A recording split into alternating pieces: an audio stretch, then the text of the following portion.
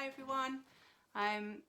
So today I'm going to share a bit of a testimony with you, and I suppose if there's a theme to that testimony, it'd be listening to God and obeying Him.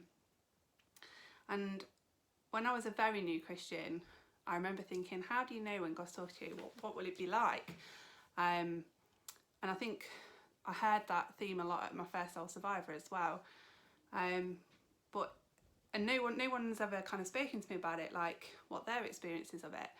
But for me, when God speaks to me, it's very direct, it's very clear, it's completely black and white. And I remember my first experience of really listening to God was when He told me I needed to get baptised. And then I'm going to talk to you a little bit about how I've tried to listen to God over the past year and obey Him, which isn't always as easy done as said. So this time last year, I, along with most of the ladies in the church, were getting ready to go to Cherish, and I really did not want to go at the time, because at that time I was suffering really badly with anxiety, and the thought of leaving Dan and the kids and going to a strange place, travelling, being in a large crowded area, all of that was, really triggering my anxiety. So most of you all know that last year I took on a promotion at work as head of department, and I found the job quite stressful, even though I work in a really supportive school and with supportive colleagues. I think I put a lot of pressure on myself, and it made me physically ill. And so by the time we got round to May, I'd been doing the job for 8 months. I was really suffering with my anxiety. So one of the things that kind of suffered at that time, leading up to Cherish, was Sundays. Every Sunday I was in meltdown because of the stress of going back to work on the Monday. And so often I wouldn't want to go to church on a Sunday because I was worked up.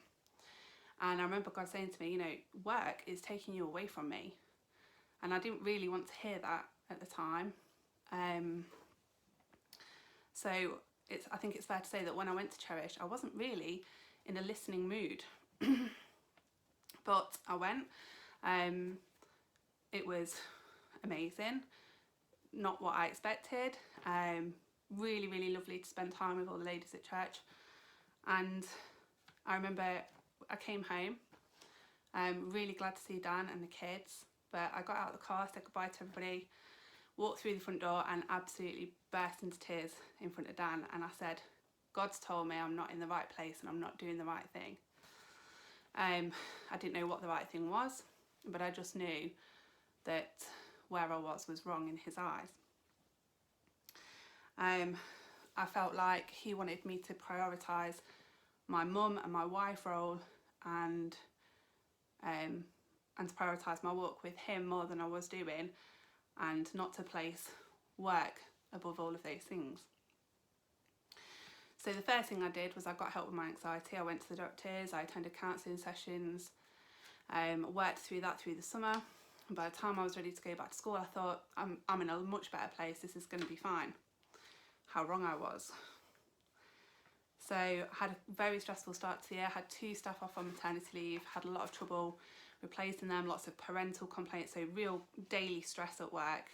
And Flo started school as well, and that was quite stressful, organising childcare, doing the drop-off and pick-ups with 2 kids in 2 different places every day around my working day was really hard, and we had to rely on friends and family to help us. And the mum guilt kicked in, which I'm sure all parents can understand. And through all this difficult time, I kept talking to God, I kept praying to Him. There was a lot of things on my mind, one thing in particular, which I'll come back to later. And He just kept telling me, you need to obey me, you need to, basically He was telling me, you need to step away from your job. And that was really scary for me because there's the guilt side of it, so leaving the children that I'm working with, leaving my colleagues, not finishing a job that I'd started. there's obviously the financial implications of leaving a job. And it was really, really hard, and I kept praying and kept praying, but the message was the same: you need to obey me, otherwise, you know, nothing else is going to get sorted. This is what you need to get sorted first, is the message I was getting. And it took a lot of courage. I'd say it was from about November time that I was praying about this on a daily basis, and it took me until January to actually quit my job. And I'd found another job that was only 2 days a week. I went to my head teacher and told her, because obviously I would have needed a reference. And actually, they were like, we don't want you to leave. If you want to step down, you want to do 2 days, that's fine, we'll accommodate it, which is, in my experience, unheard of for a school. And I just thought, wow, like God has paved the way. I was so nervous, but it's all worked out for the best. And, you know, I kept thanking God for giving me the courage to do what he wanted me to do. And I kept praying about the one thing that had been on my mind since November last year. And I think throughout this whole time, speaking to God was easy. He was all I had through a lot of the stressful times. Listening to God, not always so easy, and certainly obeying God, the hardest thing to do, and to put your trust in him completely. Something I've struggled with massively this year. But when I did it, when I took that leap of faith, it absolutely paid off.